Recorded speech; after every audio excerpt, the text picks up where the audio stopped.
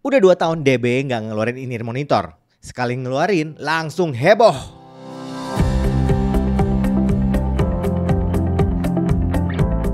Setelah sekitar 2 tahun, DBE atau Don't Blame Your Ear itu nggak ngeluarin in-ear monitor yang wire.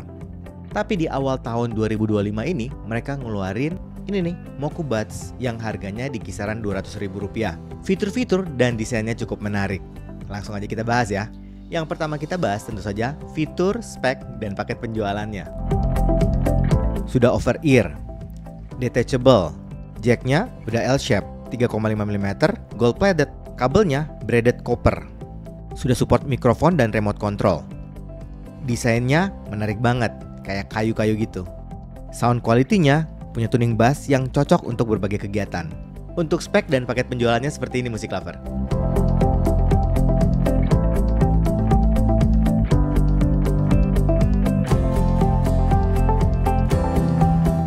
Buat spek dan fiturnya menurut gue cukup standar lah untuk ukuran kelas 200 ribuan. Jadi gue kasih poin 7. Sekarang kita masuk ke desain dan build quality-nya. Jacknya ukuran 3,5 mm, L-shape 4 pole, jadi ada mic-nya. Sudah gold plated, cover jacknya dari plastik, splitternya bentuk Y dari bahan plastik. Ada mikrofon dengan remote control, 3 tombol, ada play pause, plus dan minus. Ada sleeve plastik di ear hook-nya. Konektornya tipe B ukuran 0,78, jadi ukuran standar internasional lah ya. Terus konektornya itu di cover dengan bahan plastik. Buds-nya sendiri cukup standar, ya bentuk seperti kayak kuping lah. Bagian faceplate-nya desain kayu warna coklat dengan finishing resin. Di sekelilingnya ada logam warna gold. Bagian shell-nya warna transparan agak gelap. Kita bahkan bisa lihat bagian dalam dari IM-nya. Bahan shell secara keseluruhan dari resin yang kerasa cukup solid. Di shell-nya juga ada marking L atau R. Bagian nozzle dari bahan logam, ukurannya cukup panjang dengan bor gede. Filternya dari logam dan di cover kayak grill gitu.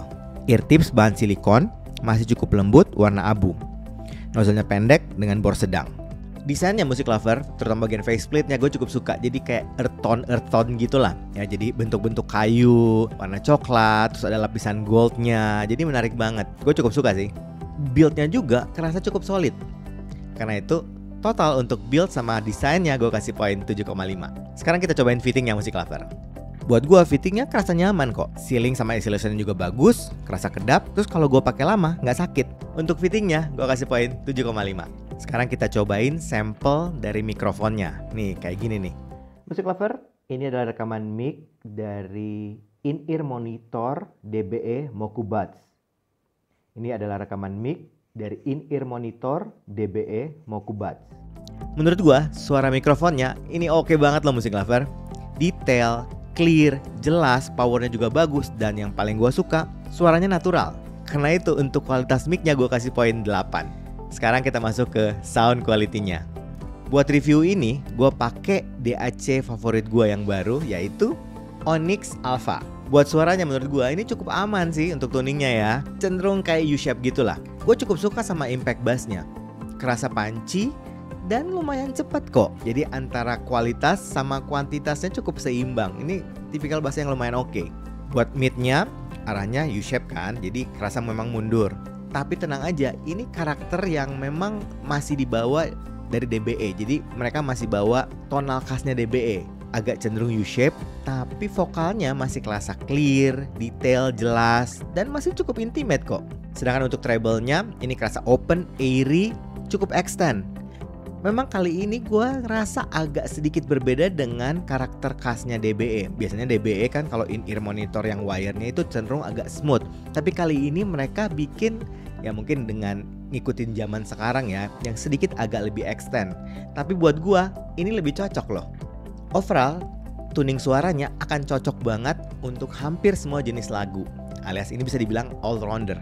Khususnya terutama nih gue garis bawahi, kalau Music Lover pakai yang ada vokalannya, yang ada suara manusianya, rasanya agak sedikit lebih istimewa. Sedangkan untuk teknik suaranya, untuk kelas 200 ribuan bisa gue bilang ini lumayan loh.